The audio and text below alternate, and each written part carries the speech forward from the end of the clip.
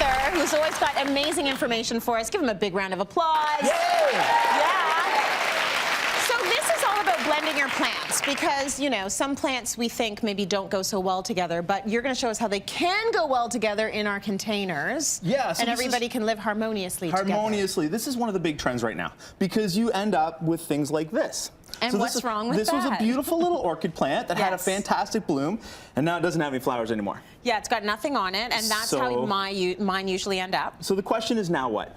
Do you hang on to this orchid for the rest of its life? I throw it out. And that's the problem, because we don't want to throw it out. I mean, no, don't throw it out. We want to make sure that we have something fun to look at. Keep it. So what I'm going to show everybody today is how to combine orchid plants with citrus plants, with flowering begonias, with all kinds of cool stuff, so that you always have something exciting going on in your planter, even when your orchid plant isn't blooming anymore. So you replant that, and then hopefully one day it magically reappears? I'm going to show you the secret, absolutely. Okay. So I love right now the use of lemon trees and citrus trees. Me too. And you can see there's some great planters down in the front of the desk here where these have come from Terra greenhouses. And I'm stealing their idea to show everybody how to do it at home because I thought these are fantastic. So what they did was they took the lemon trees and the orange trees because they smell amazing. And they took these plants specifically for the scent. They're not super pretty plants, like they're green shrubs or bushes, but they are here because they smell fantastic. If you've been in an area with a citrus tree blooming, amazing. And then they combine them with things like this pineapple plant. Oh, that's cute.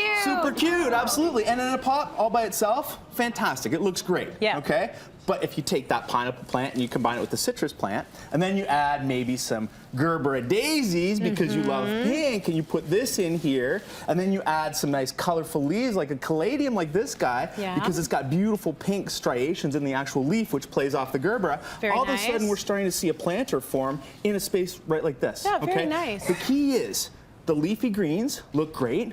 The citrus smells fantastic. The pineapple is a little bit of whimsy, and the color of the Gerbera pulls it all together. And you can put all these plants in the exact same planter because they're all going to add different elements to your home. Okay, so you're looking for it to round out this sort of equation here. Exactly. Okay. We're going to take it to the next level, though. Let's do it. This is fairly easy because these all go in soil. Right. So what happens when you have a plant that doesn't grow in soil anymore? Okay. Like an orchid. Orchids actually grow in mulch. They grow in wood chips. And I've got an example here of a little orchid, beautiful little guy. And that's what he grows in. He grows in moss and in a plastic container like that. Right. And I'm going to pop him out just so you can see. Oh, there's no soil in there. Right. So what happens is if you put this in a planter with soil, it rots. Right. So you can't actually do that. So what I'm telling people is keep them in the little plastic container. Okay? Take the planter like this. Okay. It's a nice You're going to put it in there. Nice little planter. I've got some soil. We're going to add some soil in here to pin it into place. Just like that. Okay. Perfect. Tracy, you're a great assistant at this. I'm trying.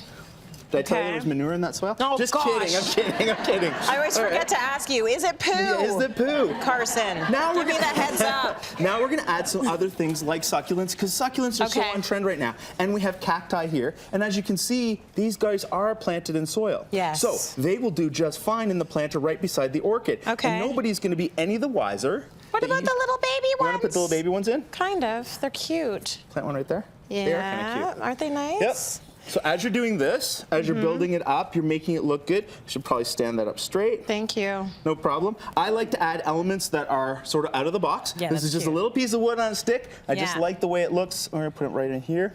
As it breaks up kind of the visual effect, you have to finish this off with moss. Okay. We've got some moss there, Tracy. So that's this. Yeah, I'm going to put some moss there. And why do you have to do that? Is this a decorative thing? Well, what the moss is going to do is it's going to help keep the moisture in the planter. Now, the key for orchids is they need the humidity. They need to be nice and wet and moist in there, right? So we're going to put the moss in around. As you water this planter, okay, you're going to mist it. Okay. You're not going to dump water on top. You're just going to mist it. Because the cacti and the succulents actually do very well in a humid area. They like just a nice misting.